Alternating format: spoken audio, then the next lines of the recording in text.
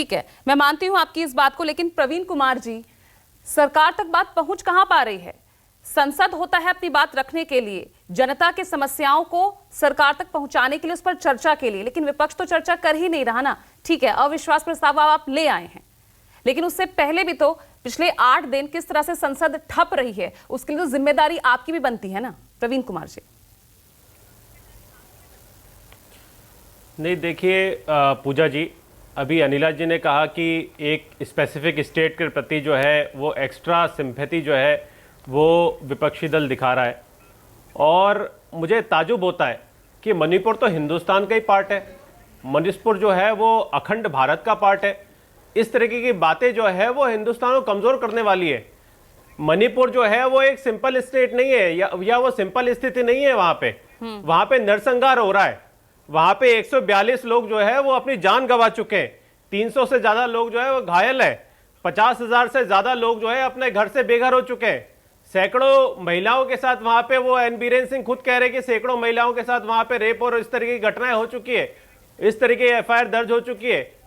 और प्रधानमंत्री एक शब्द जो है वो संसद में बोलना नहीं चाहते, मात्र 32 सेकंड उन्होंने मणिपुर के मुद्दे पे दिए। ये ताजुब होता है।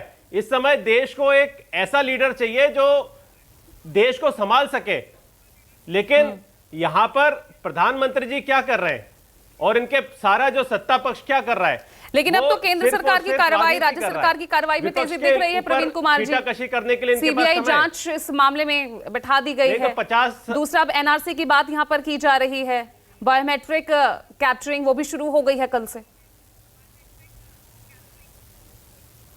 नहीं तो ये कहते थे कि बहुत हो गया अत्याचार, महिलाओं पे अत्याचार, अब की बार जो है मोदी सरकार। तो पिछले 60 दिन से मणिपुर जब धू-धू करके जल रहा था तो भारतीय जनता पार्टी सरकार सो रही थी। उस समय इनको कर्नाटक के चुनाव की पड़ी थी, उस समय मणिपुर के लोगों की नहीं पड़ी थी।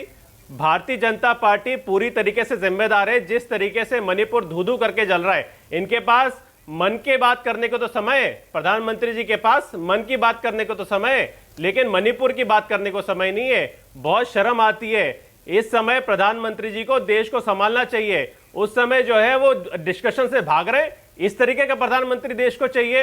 रामदास अठावले जो इनके मंत्री है वो खुद कह रहे हैं कि म्यांमार से घुसपैठिए जो है वहां पे आके आतंकवाद फैला रहे। ये तो कहते थे कि 56 इंच की दीवारें खड़ी कर देंगे, 56 इंच की बाउंड्री खड़ी कर देंगे, आंखें दिखाएंगे, हिंदुस्तान को खतरा नहीं आने देंगे। लेकिन क्या हालत है? भारतीय जनता पार्टी के राज में इस तरीके की बॉर्डर सिक्योरिटी होगी, इस तरीके का हिंदुस्तान जो है वो सेफ रहेगा। ये खुद जो है भारतीय जनता पार्टी वाले मान रहे हैं कि वहां से घुसपैठ हो रही है।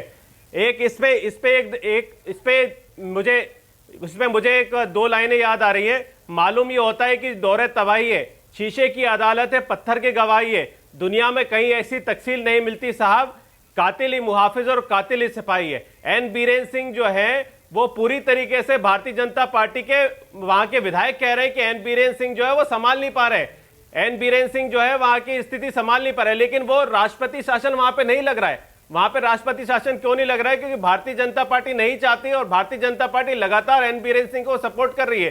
पूरी तरीके से जनता का विश्वास जो है एन बीरेन सिंह पे उठ चुका है। अगर वो मणिपुर की जगह भारतीय जनता पार्टी की वहां सरकार नहीं होती और किसी पार्टी की सरकार होती तो क्या हाल होता? मैं तो न्यूज़ 24 को कहना चाहता हूं, पहले दिन से ये मुद्दा उठा रहे हैं आप लोग, कई सारे चैनल्स तो ये बोल भी नहीं पा रहे। मैं चित्ररंजन गगन जी का रुख कर लेती हूं। चित्ररंजन गगन जी, प्रतिनिधि मंडल जो पहुंचा है मणिपुर, विपक्ष का 21 सांसद,